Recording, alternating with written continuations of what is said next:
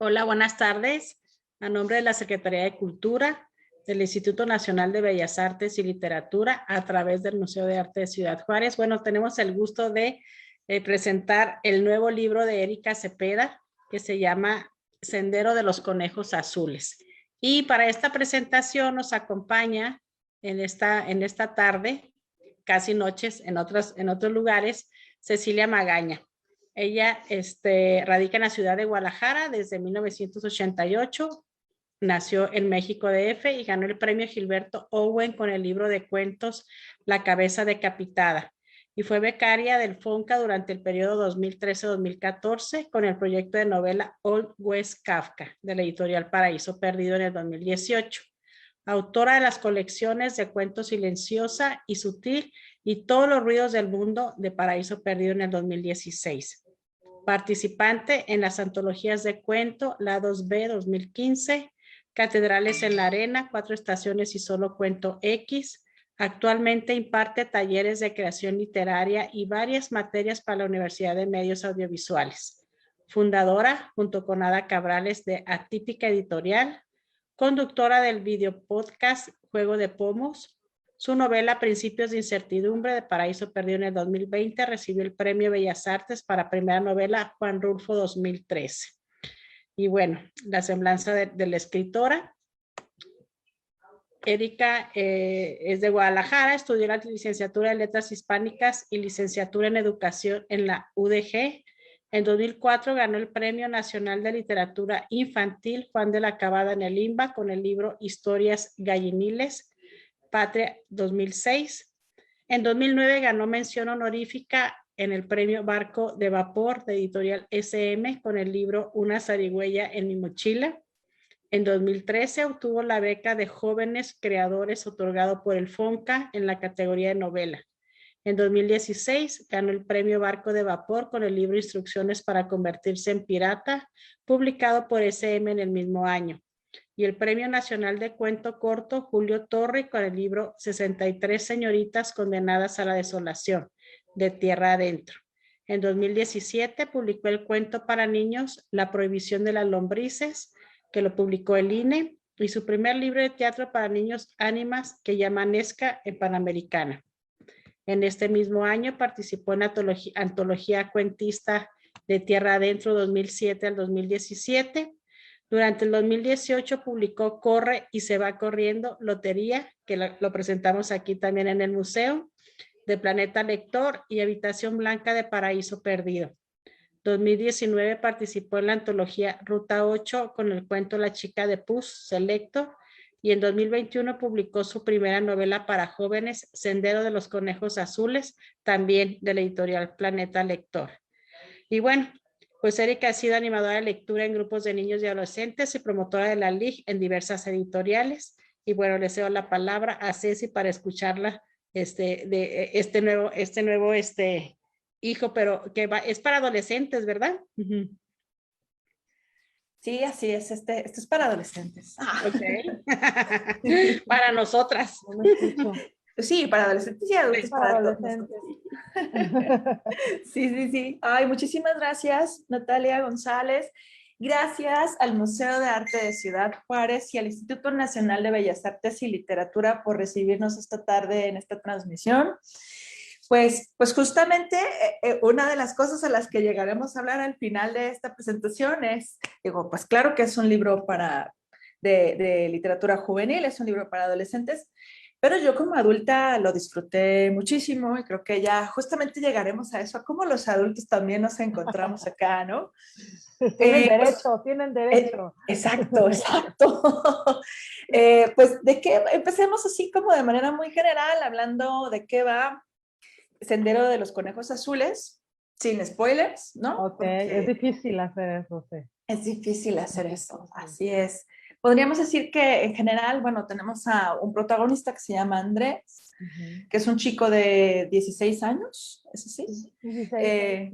Va ahí como alrededor de los 16 años, ¿no? Que pues vive en esta sociedad distópica, que es una sociedad latinoamericana, también vamos a hablar de esto, en donde pues desde que naces ya llevas acumulada una deuda, ¿no? Además hay muchísima contaminación auditiva, visual, radioactiva. Y bueno, pues para pagar esta deuda con la que Andrés ha nacido, pues él tiene que chambear y chambear como limpiador en zonas horrendas de la ciudad. Pero bueno, la cosa se pone interesante desde el principio porque hay un grupo de amigos de Andrés, donde hay un líder que está buscando rebelarse contra el sistema, buscando romper con todo, que se llama Otto. Y por otro evento muy importante, y que es que en su labor como limpiador, Andrés se encontrará con una serie de mensajes que le invitan a seguir y buscar algo más. Y este es el Sendero de los Conejos Azules. Yo creo que ahí lo podemos dejar Ahí ya. sin spoilers, ¿no? Está bien, está bien.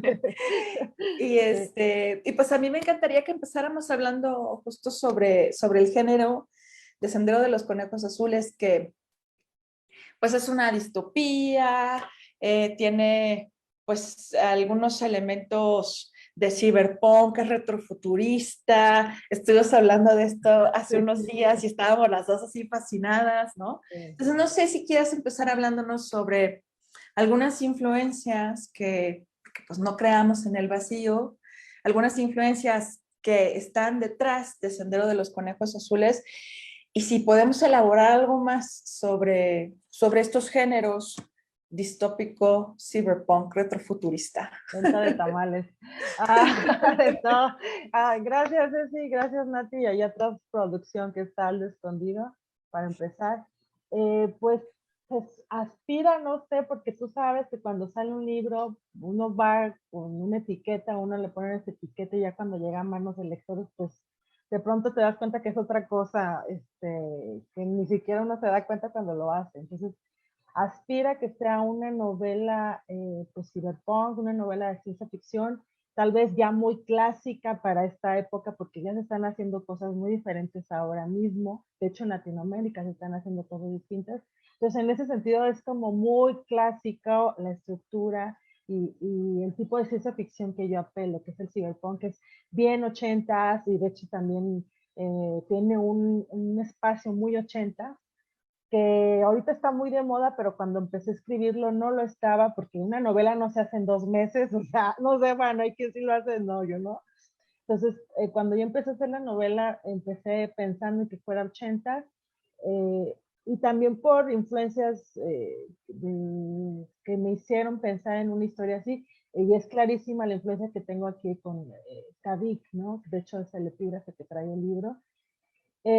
Cuando leí esa famosa novela de Sueñan los androides con ovejas eléctricas, hay una parte en donde Cádiz describe que el cielo es así todo gris, también por la contaminación en ese mundo, pero no abunda en eso, es solamente parte como del escenario, ¿no? En la novela le importa más el tema de las ovejas eléctricas y de todos los animales, que son como una especie como de estatus social, que también es muy interesante cómo lo maneja Cádiz. Pero cuando leí esa descripción del cielo gris, en donde ya no se ven las estrellas, yo me detuve y dije, ay, ¿qué pasaría con una especie como la nuestra, que tiene una conexión tan profunda con las estrellas, aunque ahora con la modernidad pareciera que no, pero la verdad es que como especie tenemos una conexión muy profunda, porque salimos de las cuevas y todo esto y vimos las estrellas y empezamos a imaginar por qué esas cosas brillan en el cielo, y empezamos a inventar historias de la razón, el origen de esas cosas que brillan en el cielo. Entonces sí tenemos una conexión como especie con esto, con las estrellas, ¿no? Entonces, ¿qué pasaría? Yo me detuve a pensar con una sociedad, una civilización completa que ya no ve las estrellas, que ya no sueña, y que además le sumé como un nivel más de sándwich, ¿no? Una distopía, que la distopía pues es un sistema totalitario en donde maneja ya sea una empresa o un gobierno a todos sus pobladores a un nivel enfermizo, y generalmente tiene prohibiciones en ciertos sectores, porque depende de la distopía, es la prohibición, ¿no? En este caso, el sistema totalitario, que es un banco, que no es casualidad, prohíbe contar historias. Y tiene un origen eso porque esta nueva civilización, o lo que queda de la civilización, es posterior a una gran guerra nuclear. No, realmente no vemos muchos detalles en la novela, pero fue una guerra por religión, que realmente siempre estamos a un paso de vivir algo así, constantemente, pero no es tan ciencia ficción esto, la verdad. No, pues eso Es es lo muy padre. realista, creo. Es que eso es lo que a mí me apasiona justamente de la ciencia ficción, ¿no? Que es de alguna manera una reflexión, una manera de reflexionar sobre situaciones reales, contemporáneas, pero se utiliza este ambiente del futuro, este universo paralelo para explorar estos temores, para hacer estas críticas. Y bueno, justo hace un momento decías, pues es que tiene una onda muy ochentas y recuerdo que platicábamos del retrofuturismo, ¿no? O sea, realmente el universo que nosotros vamos a leer, El Sendero de los Conejos Azules, este lugar en donde vive Andrés y tiene que pagar una deuda enorme al Banco del Sur desde que nació, es un universo que es como si en los años 80 hubiera habido esta catástrofe nuclear que pues justo los 80 fueron todo ese trip, ¿no? Sí, también, sí. Y como aquello que no ocurrió en nuestro universo, en este universo sí ocurrió. Y entonces es como si estuviéramos leyendo un universo alterno, ¿no? O sea, una línea de tiempo que se estira, digamos, desde los 80s hasta hoy. Y esta sería la actualidad de ese universo, ¿cierto? De ese universo. Sí, funciona un poco como lo que clasifican como ucronía, que de hecho también Philip K. Dick es un maestro en eso. No aspiro ni siquiera a llegar a esos niveles que él maneja, pero es tal cual, es imaginar que hubiera pasado si X acontecimiento de la historia hubiera sido diferente, entonces qué universo paralelo estarían viviendo. De hecho, nuestro propio país también ese es un tema interesante creo yo, lo planteé en la historia. Entonces sí, eso, bueno, y Cadec lo hace magníficamente en El Hombre en el Castillo, en qué hubiera pasado si los nazis hubieran ganado.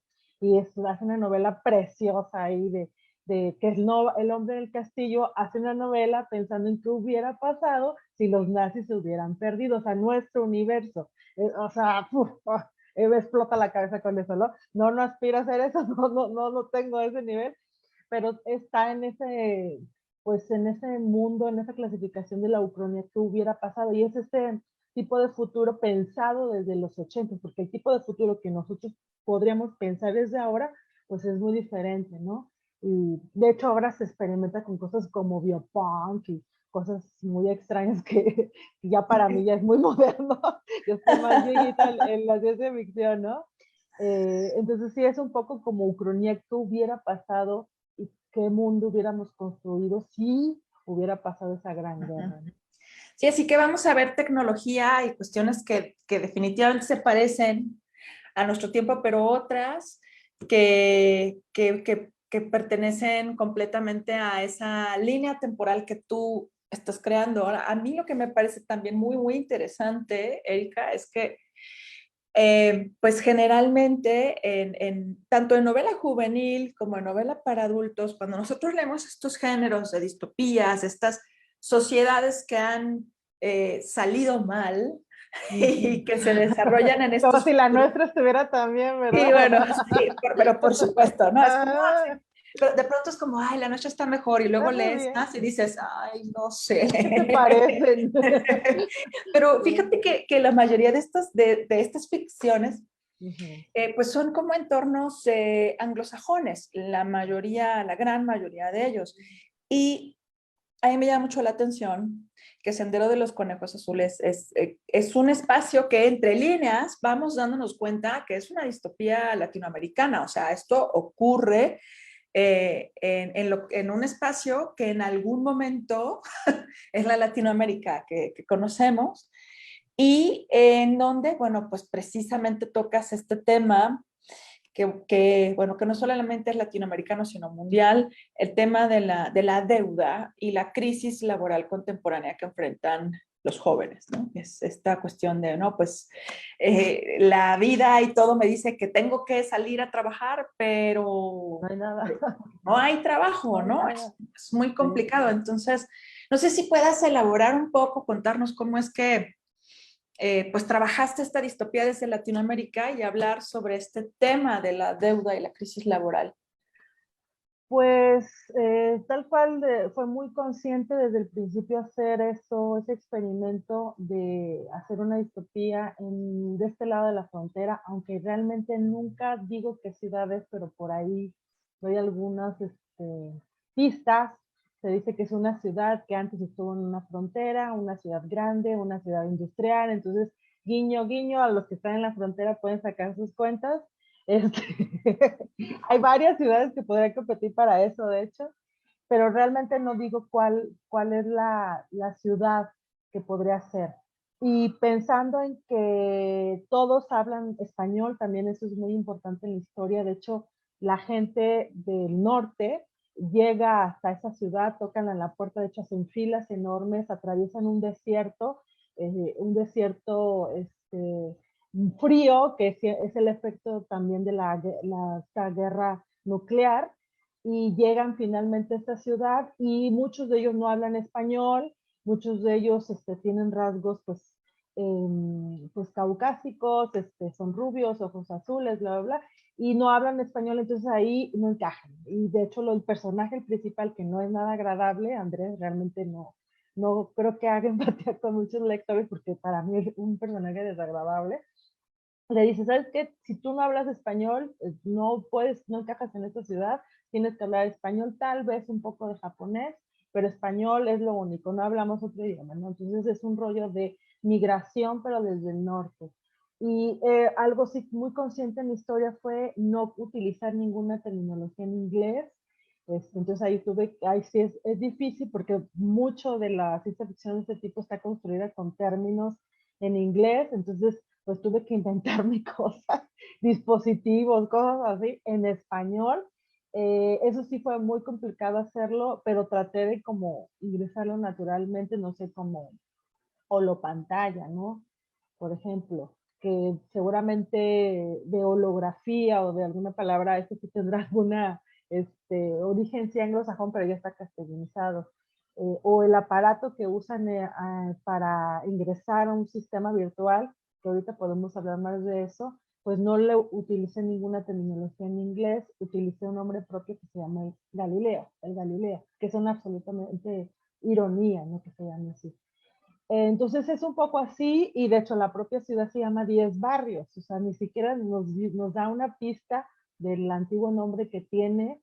Lo que sí es que tiene 10 barrios y de alguna forma fue como construida posteriormente, porque en este mundo extraño los edificios se construyen y se reconstruyen como si fueran cajitas de Lego, es una cosa muy rara, pero es así. Entonces, no se dice bien a bien qué ciudad es, pero todo el mundo aspira a salir de esa ciudad también e irse al sur. Y que hay en el sur, pues, la vida y oportunidades tal vez y esperanza, pero bien a bien no se sabe qué hay. Y pues la otra parte de los empleos en la juventud, pues es algo que ya nuestra propia generación vive, sí vivió cuando salimos nosotros de la universidad llenas de esperanzas y claro que nos dimos de tope, pero creo yo que cada vez esa problemática de los empleos es todavía más fuerte de generación en generación y se ve más en países muy industrializados, incluso en países de primer mundo. O sea, es muy hablado la problemática que tienen Corea, Japón, China, que cada vez enorme cantidades de jóvenes salen muy preparados con doctorados y hablando 5 idiomas y sabiendo, bueno, un montón de cosas que nosotros ni aspirábamos en aquel tiempo, pero que no encuentran trabajo, ¿no? Entonces, es algo que yo no me inventé, realmente ya lo estamos viviendo, nada más lo llevé a un nivel extremo para ponerlo en la mesa, ¿no? Eso sí creo que sale de la ciencia ficción clásica porque esos temas no se tocaron en los libros clásicos de ciencia ficción, se tocaba más la parte filosófica de qué es el ser humano y todo eso, que eso pasa con toda la ciencia ficción realmente. Y ahí es un poco como toda la ciencia ficción, pues uno bebe de lo que pasa a nuestro alrededor, o sea, nada más lo maximizas, lo llevas al ridículo, ¿no? Creo yo. Sí, y digo, al final, pues llegaremos también a hablar de esto, pero yo puedo anticiparme diciendo que, bueno, esta es una novela juvenil, es una novela para chavos. Pero yo como adulto me identifiqué muchísimo, ¿no? Creo que justamente estos temas y estas reflexiones, pues es algo que como adulto lector encuentro en el libro y me atrapan de inmediato. Ahora, este universo en donde habita Andrés y en donde, bueno, que es esta ciudad de 10 barrios, hay barrios más contaminados que otros, también aquí hay jerarquías, se vive en espacios muy reducidos y bueno, cada mañana le asignan un espacio al que tiene que desplazarse, limpiar, regresar. Y en estos desplazamientos y estos trabajos de limpieza, él también se va enfermando por la radiación, por los elementos nocivos que hay en este ambiente tan tóxico, pero es además un espacio donde hay cierta globalización y diversidad distinta, digamos, a la que experimentamos hoy en día, pero precisamente por el fenómeno de migración que tú comentabas, pues yo también, hay varios nombres de distintos lugares, ¿no? Está Otto, que es su amigo, que está pues tratando de armar una forma de resistencia. Está Lu, que es una chica mucho más joven que Andrés, que vive en este mismo refugio, que no sé si llamar, ni siquiera es como una vivienda, es como esta especie de pasillo, ¿no? En donde cada quien tiene una habitación. Está el señor Smith. Tú de alguna manera intencionalmente incluiste estos nombres para dar esta sensación de diversidad. Sí, sí, sí, de hecho, de hecho uno de los primeros nombres que me vino a la mente fue Otto. De hecho, es un nombre que me gusta mucho y fue como, ese nombre, y de hecho en algún momento también lo quise manejar para Andrés, para el protagonista, pero como que lo conecté inmediato con este otro personaje que explota cosas en la calle como para reventar el sistema, según él, y pues la verdad es que le hace cosquillas al sistema con eso, ¿no? Entonces sí, fue a propósito absolutamente poner como una diversidad de nombres que sonaran, aunque no fuera tan claro, no fuera tan, no usé, no sé, nombres rusos así que no se puedan pronunciar y que, sí, entonces no fue tan claro eso, pero sí, si prestan atención, pues ahí va a haber esos guiños de que ya hay diversidad. De hecho, la propia Lu, a lo mejor se la pueden imaginar con rasgos asiáticos. Aunque nunca vemos realmente cómo es, nunca es tan descrita ella, nada más en algún momento dice que tiene ciertas pecas y es pequeñita y delgada, pero nada más. Entonces sí, es absolutamente pensado en eso, pero conecta con esto de que todos hablan español, porque todos tienen nombres así como diversos, pero todos se comunican en español, ¿no?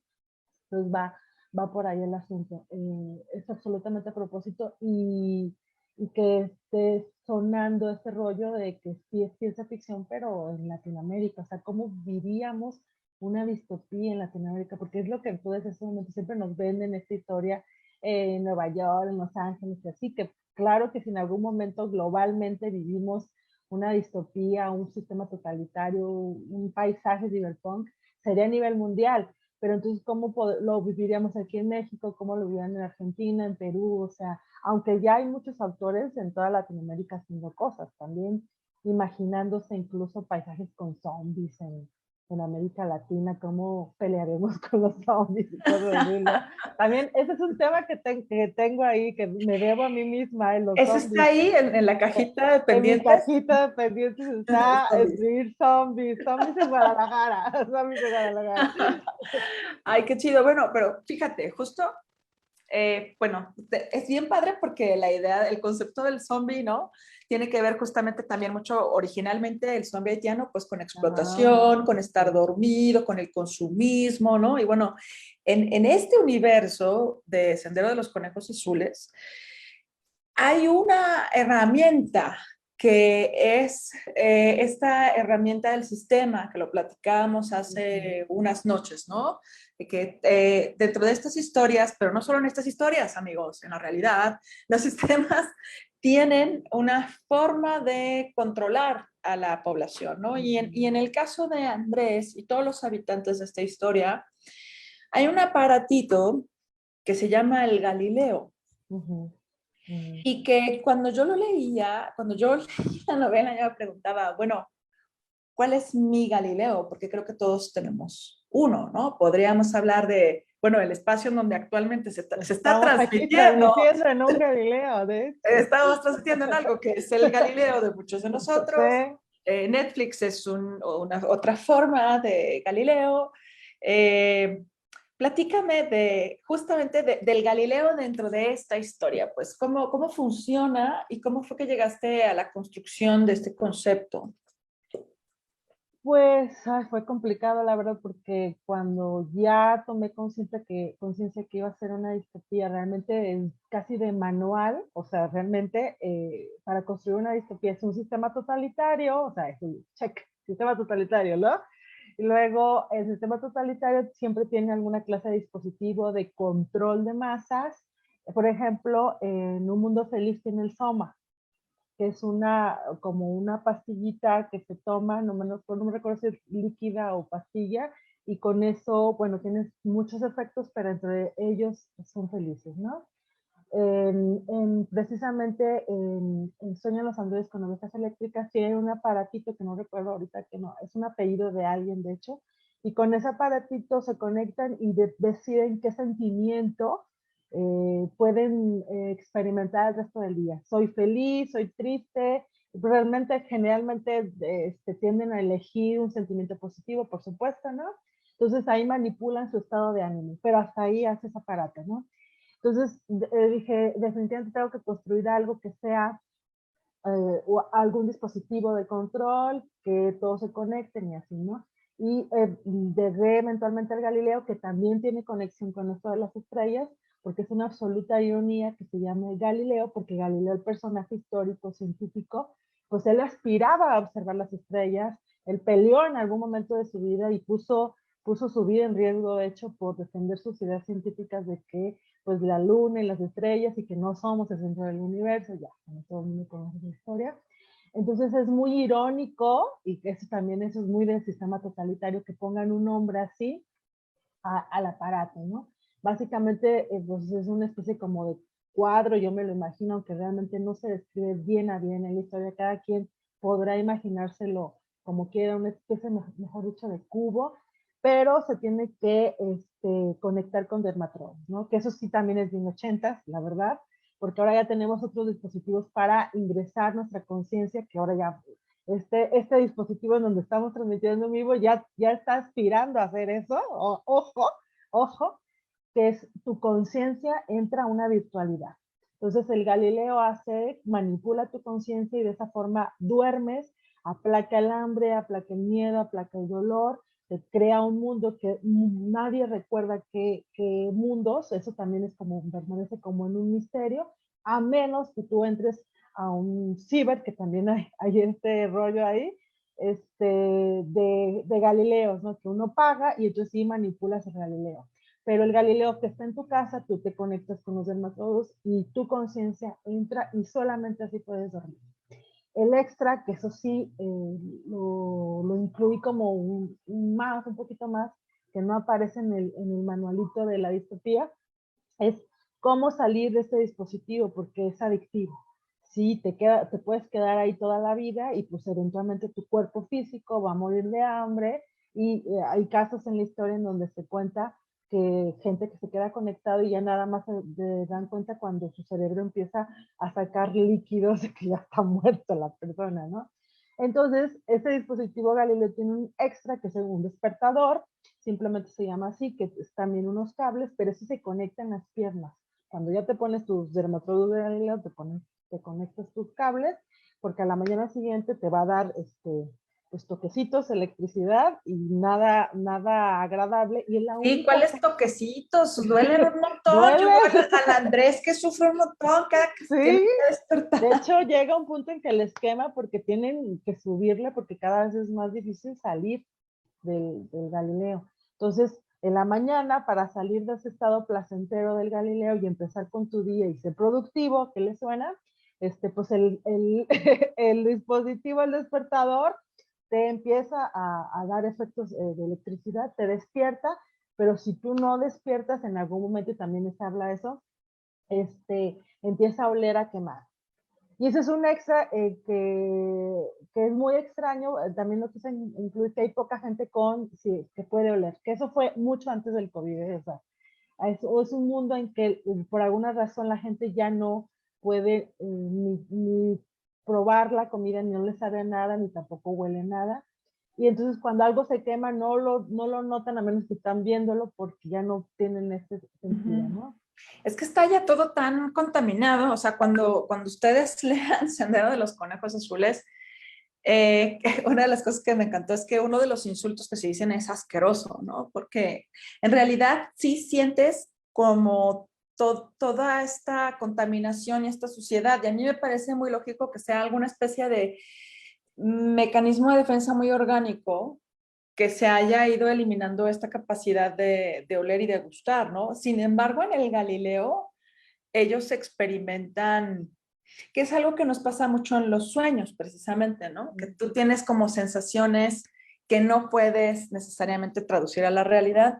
Ellos sí tienen olfato y sí tienen gusto y tienen otro tipo de experiencias en el Galileo. Galileo. Ahí sí, incluso cuando entran a estos lugares donde pueden rentar un Galileo ilegal, porque es ilegal eso, la gente ya puede manipular su Galileo y entonces él, que a veces Andrés asoma a ver qué hacen otras personas, pues ve cosas extrañísimas como gente comiendo manzanas o gente acariciando gatos, porque ya eso ya no es posible en ese mundo. Y es muy triste, pero es un mundo así.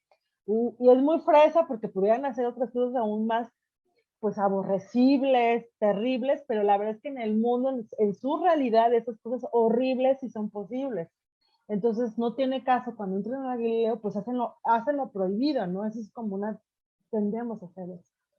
Entonces, pues ahí lo tienes haciendo ilegalmente comiendo manzanas, te digo, muy fresa eso, porque no tienen permitido y no tienen la posibilidad de saber a qué sabe una manzana.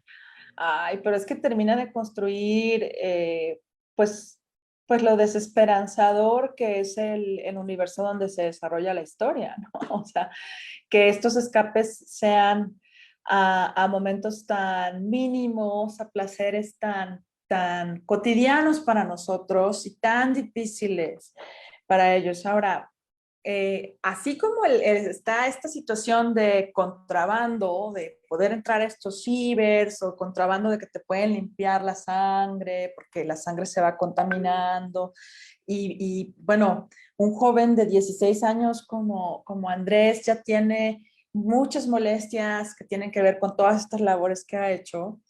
Esto no es todo, amigos.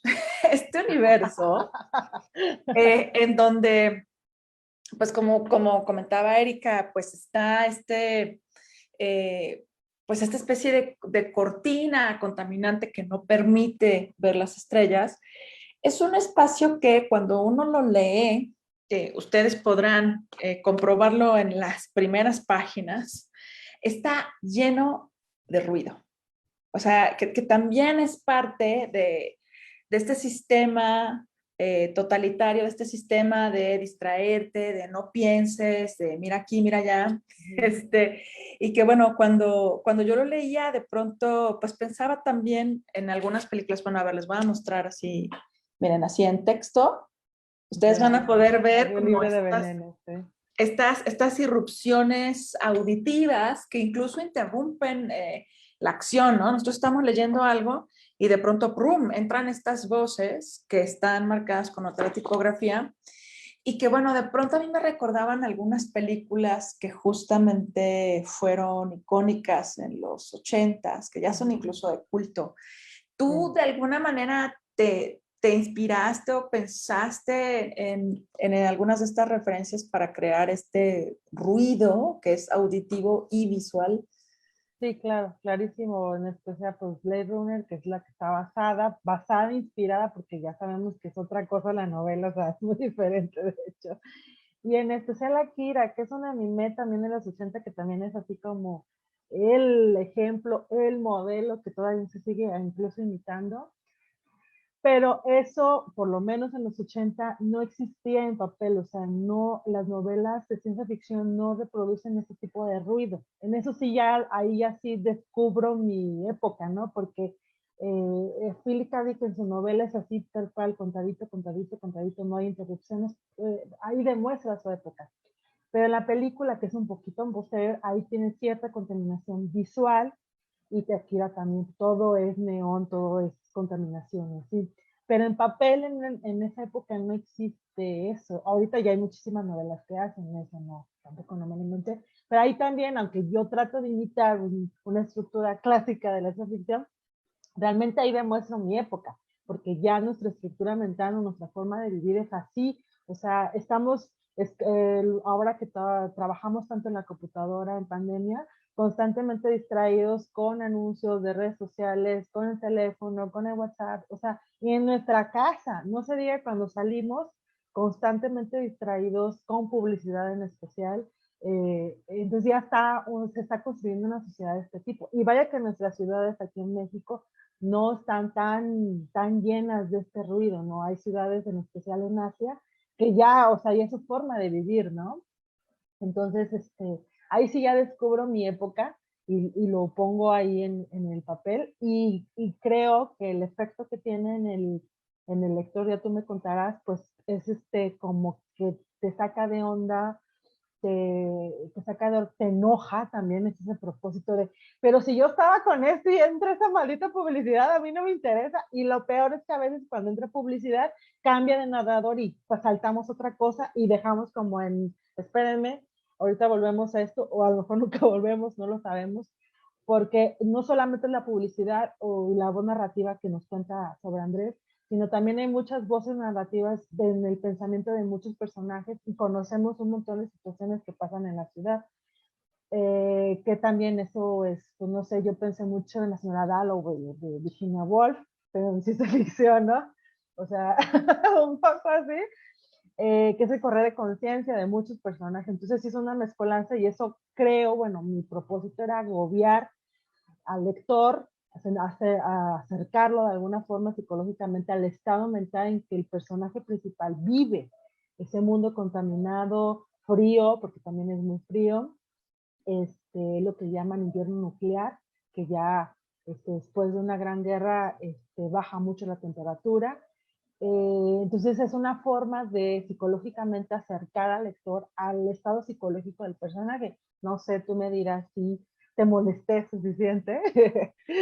Ay, sí, bueno, hay un par de personajes que transmiten un programita a través de los monitores y altavoces de la ciudad, que son Dani y Tani. Ay, no, o sea, cada vez que salían Dani y Tani era así como, ¡ah! Pero es muy padre también, porque bueno, como comentaba ahora mismo Erika, tenemos a nuestro protagonista, que es Andrés, tenemos a Otto, que pues veremos si prospera o no en estos intentos revolucionarios violentos, ¿no? De resistir al sistema, pero también seguiremos a un montón de voces, como comentaba ahora Erika, la señora del final del pasillo, conoceremos a Lu, que es este personaje mucho más inocente, más pequeña, que está incluso ilusionada con la idea de empezar a salir a hacer sus primeras labores de limpieza, ¿no? Tendremos también a estos personajes que hacen ruido, Dan y Tani, también tendrán su propio arco, ¿no? O sea, arco, sí. los veremos aparecer en las pantallas, pero amigos, también conoceremos su destino en cierto punto de la historia y ese destino me gustó. No se les voy a spoiler. Ese es fanservice, ese sí fue fanservice. Todo lo demás no, pero ahí sí, ahí sí. Te lo agradezco. Y bueno, pues justamente como pueden escuchar, amigos, amigas, creo que, bueno, si a ustedes les gusta la ciencia ficción de Philip K. Dick, de Bradbury, si les interesan estos géneros de retrofuturista, cyberpunk, distopía, si algunas de estas historias de las que hemos hablado, como Blade Runner, como Akira, habíamos hablado de Neuroamanecer en otra ocasión. Neuroamanecer, sí, también, Sí. claro que está ahí, muchísimo. La novela, aunque hay versiones en cine, la verdad es que la novela la leí varias veces porque es muy difícil de entender, muy difícil de entender. Sí, como estos universos, si ustedes han disfrutado de estas historias que son al mismo tiempo, o sea, son gozosas, pero también son muy cuestionadoras, pues el Sendero de los Conejos Azules es para ustedes, no importa qué edad tengan. Así que, bueno, creo que esto podemos irlo adelantando para ustedes, pero hay de pronto muchas historias de ciencia ficción contemporáneas, distopías, que han estado dirigidas justamente a jóvenes, que pues de alguna manera están escritas para armar una saga, para garantizar una especie de continuidad. Y bueno, por la pregunta para ti sería, el Sendero de los Conejos Azules está planteada como una pieza cerrada, única. ¿Qué onda? ¿O será un universo extendido? ¿Es una saga? ¿Qué es? Pues no sé qué, no sé. No, sí sabes, sí sabes. Está planeado porque sea novela única, no en ningún momento pretendo que sea saga. De hecho, es un poco una respuesta a esas sagas que inundan los libreros o las librerías dirigidas a jóvenes, que la verdad lo que hacen pues es tal cual fanservice totalmente. Nunca cuestionan, nunca ponen en la mesa las cuestiones de ciencia ficción, filosóficas, psicológicas que podrían interesar a los jóvenes. Simplemente les ofrecen una aventura para que se reflejen, para que tengan cierto felicidad de, yo podría ser este personaje que salva el mundo en un dado caso que el mundo se caiga. Aquí soy absolutamente, pues, común, pero tal vez en ese mundo sería único, sería la elegida o el elegido, ¿no? Está inundado eso en las librerías. Entonces, un poco una respuesta a ese tipo de novelas para jóvenes de ficción, que aspiran a esa ficción, pero la verdad es que se quedan en una historia de aventuras, mucho de amor, de hecho. Se está cayendo el mundo y la protagonista tiene que decidir entre dos amores, ¿de verdad? O sea, ¿de verdad? O sea, no me cabe en la cabeza, pero bueno. No, está hecho para que sea novela única, pero sí, tal vez en algún momento pretendo que sea universo extendido, ya no con Andrés como tal, pero sí con algunos otros personajes que están ahí en la novela que no pude abundar mucho, porque si no me salía totalmente de la línea de Andrés. Por ejemplo, hay un grupo de rock que Andrés en algún momento conoce cuando anda ahí investigando los conejos y tal, que se llama Los Payasos Nihilistas, o sea, desde el nombre digo, merecen su propia historia, no una novela, sino tal vez un cuento, y tal vez en algún momento sea una colección de cuentos de otros personajes que ahí aparecen. También noto que para mí es un personaje súper interesante, que es joven, pero que pretende cambiar el mundo que le tocó vivir, que lo hace de una forma terrible porque explota bombas, pero que tiene esa aspiración a hacer algo, hacer un cambio. No tiene ni idea, no tiene una guía, no tiene nada, y lo único que hace es acudir a la violencia. Entonces tal vez conocer un poco más de su historia, pero ya como tal, como Andrés, no aspira en absoluto a hacerse una saga ni nada de eso. De hecho, precisamente es una respuesta no, no a las sagas, no. En este proyecto, claro. Sí, sí, que bueno, a mí todo esto me parece muy interesante y vuelvo a, pues, a algo que comentamos al principio, ¿no? Nos preguntaba Natalia González si es una novela juvenil y las dos, sí lo es, o sea, está editada en un sello juvenil y y los adultos también podemos disfrutarla porque al final creo que lo dijiste también hace un momento, no es una historia que busque complacer, sino cuestionar al lector, a la lectora, que se acerque a él.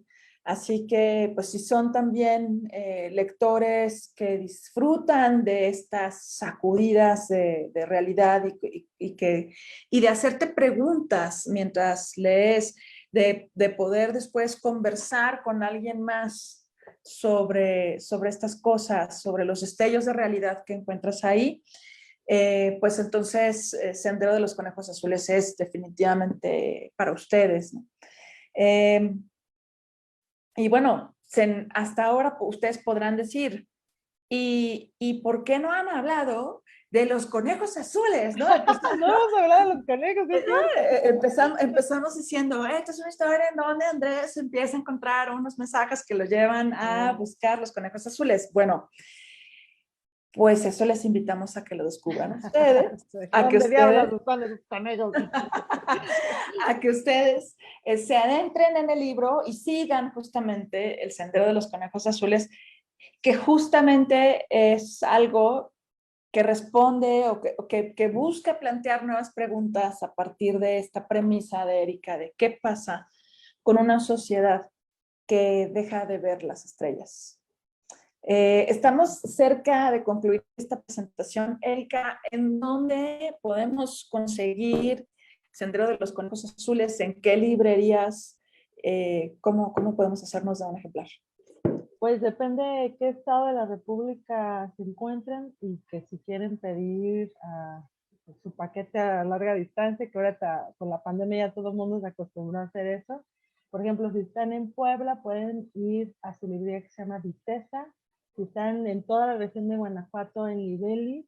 Si están en Veracruz, pueden ir a La Científica. Si están acá en Guadalajara, está Fondo de Cultura Económica José Luis Martínez. Y a nivel nacional, el Sótano vende este libro y toda la colección de Planeta Lector en general.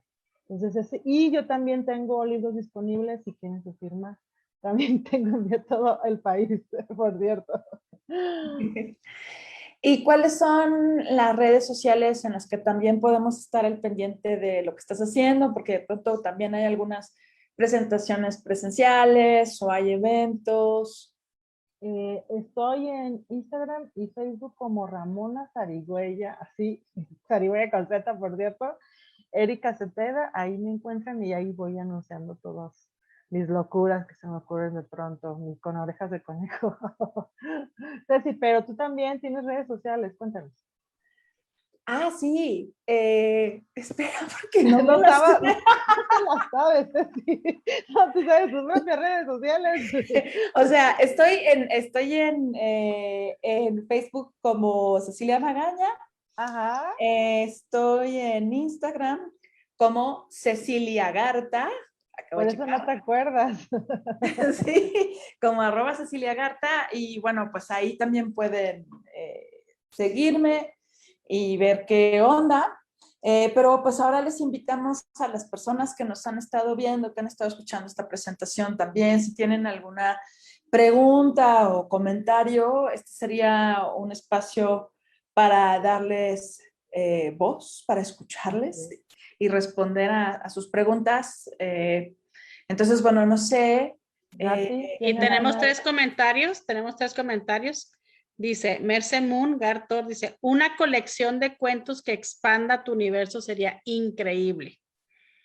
Luego Tania Aurora Melchor Gómez dice, felicidades, Ramona Zarigüeya, Erika Cepeda, súper interesante libro. Y Edna Montes, Tania, que no lo duden aunque sean adultos. Ay, gracias. Muchas gracias. Pues, ¿alguna pregunta, Nati, Ceci, ya para cerrar, antes de que nos corren? Digo, La virtualidad. Ustedes saben algo que nosotros no sabemos y eso no se puede quedar así que tenemos que comprar el libro, ¿no?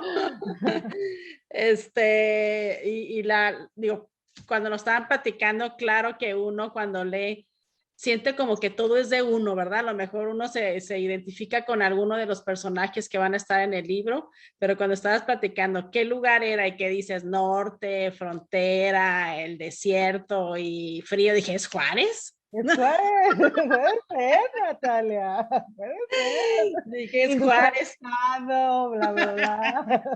O sea, ahí verás, puede ser Juárez, no sé. Sí.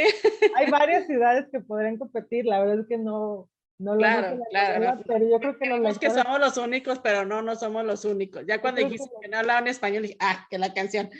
Pero me sorprendes porque en qué momento, fíjate, a mí se me hace tan difícil ser escritor y en qué momento haces unos cuentos increíbles, haces este libro de las señoritas también maravilloso, ¿verdad? Y ahora jóvenes. Yo sí creo que falta mucha literatura para los jóvenes, y ahorita estás ahora sí que en un libro que en mi opinión es muy difícil la ciencia ficción, y qué honor que alguien de nuestro país esté en este nivel de la ciencia ficción. Y te digo, ahorita que estaban platicando, dije yo, claro que lo quiero leer. Claro que soy joven y claro que no lo dudamos para leerlo. O sea, ¿cómo es que te atreves? Y gracias por atreverte, ¿no? Soy un inconsciente, Natalia, esa es la respuesta. Soy un inconsciente. Que no mide consecuencias, y que pues más bien yo siempre veo como una serie de caprichos que yo me voy, no sé tú, Ceci, cómo lo veas, me voy cumpliendo como pastelitos. Bueno, yo no como pastel, pero los que comen pastel, como esa metáfora de un pastelito. ¡Ñam, ñam! Ciencia ficción, ñam, ñam, zombies, ñam, ñam, ñam. Entonces mi pastelito de los zombies está ahí esperándome, un día de estos lo abordaré, pero yo lo veo así como pues pequeños caprichos que me voy dando, como esas historias que no he encontrado como lectora y que en algún momento ya ahora ya me las tengo que inventar yo, ¿no? Creo que es el origen de por qué escribimos, como construir nuestras propias aventuras, esas que nadie, o no, a lo mejor no hemos dado con esa, porque hay tantísimos libros en el mundo. Entonces, darnos el capricho de contar la que nos dé la gana, la verdad es que en ese sentido creo que somos las escritoras muy afortunadas de hacer, y que lleguen a manos de los demás es todavía un nivel más alto de capricho, ¿no?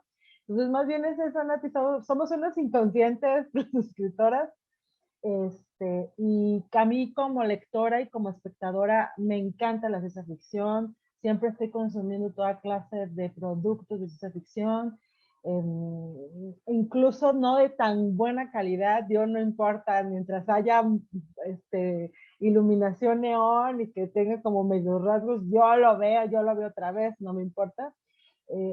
Soy muy consumidora de ese tipo de productos escritos y visuales también, ¿no? No se diga también el terror, que también está ahí conectado, también aspira alguna vez a escribir terror, vamos a ver un día de estos. Entonces sí es eso, como una serie de caprichitos que uno se va cumpliendo. Para empezar es para nosotros mismos y ya luego lo compartimos, ¿no? Creo que por ahí va. Sí, yo creo que, bueno, porque yo quisiera agregar que pues Erika dice, es como un capricho, pero este capricho ha llevado años Años, de proceso, ¿no? O sea, yo conocí a Erika como becaria del FONCA, fuimos compañeras ahí, si escucharon en la presentación, becarias del FONCA, ahí nos conocimos.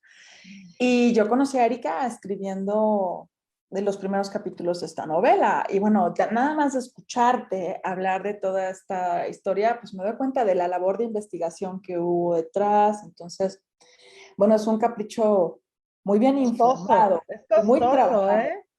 Sí, porque son, no sé, pues, ¿en qué año nos conocimos? No sé si 2014, ¿saca cuenta? 14, sí, fuimos de Ya son, 2013 a 2014, ya amiga. son 6 años, entonces, Sí. entonces es un capricho, 7 años probablemente, muy costoso, y que no todo el mundo, porque sí hay mucha gente que quiere sacarse un libro y escribir, pero a la hora que se da cuenta de la cantidad pues, de lo que uno tiene que abonar de tiempo y esfuerzo, y a veces hasta salud mental también, ya se echan para atrás, ¿no? Porque sí, no es cualquier cosa, en especial con la novela. A mí, yo sé que tú, Ceci, produces muchas más novelas y que ya las sacan una tras otra, así. Pero a mí sí, la novela no me cuesta un poquito más, por eso tal vez me tomé tanto tiempo, y aún así me hubiera gustado medio año más.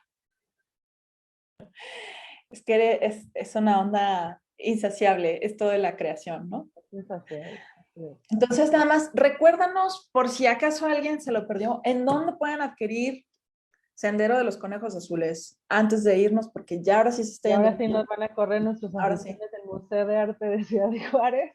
Gracias, Museo de Arte de Ciudad de Gracias. Juárez. En Puebla, en la librería Vitesa, ahí físicamente también lo pueden pedir, para que llegue a sus casas. En Guanajuato, en Libeli.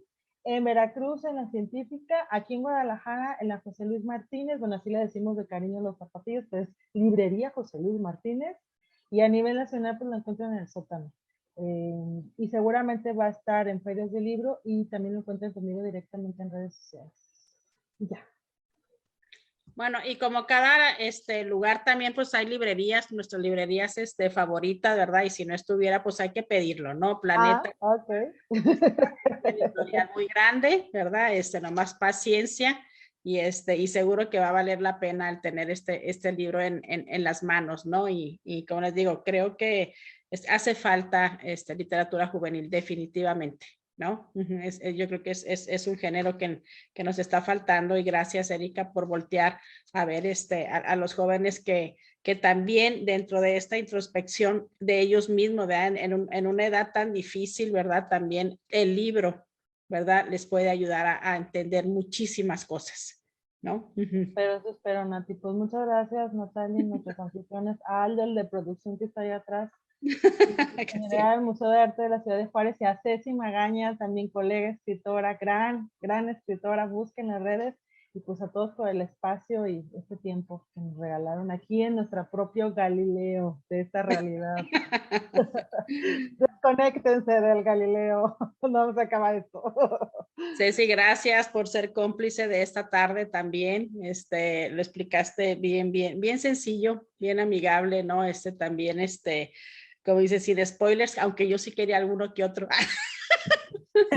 Pues ahí insinuamos algunos, Natalia. Sí, Pues empezando por el Galileo. Ya luego que lo leas, platicamos. Sí, Muchísimas gracias a ustedes por la invitación. Ha sido un gusto. Gracias por confiar en el museo para presentar tu nuevo libro, Erika. Tú sabes que este es museo para ti también, Ceci. Si quieres presentar, aquí estamos. Aquí estamos arriba Juárez. Si no vean en el mapa, ¿verdad? Aquí estamos. Claro, les voy a tomar la palabra, ¿cómo no? Claro que sí. Genial. Por haberse conectado el día de hoy a escuchar a Erika Cepeda con su nuevo libro, Sendero de los Conejos Azules. No se lo pierdan, consíganlo, de ver, regálenselo ahora de Navidad, ya que necesitamos un pretexto, ¿no? Y bueno, anunciarles que el Museo de Arte de Ciudad Juárez está abierto, que nos acompañen de martes a domingo de 11 a 5. Tenemos 4 exposiciones espléndidas en donde recuerden que los museos, cuando uno entra, sale no como entró, ¿no? Es un lugar de aprendizaje. Gracias, Erika. Aquí está tu ciudad. Esperemos tenerte próximamente para los burritos y te traes a Ceci. Okay. Claro que sí. Ahí vamos. Gracias. Gracias, chicos. Buen día.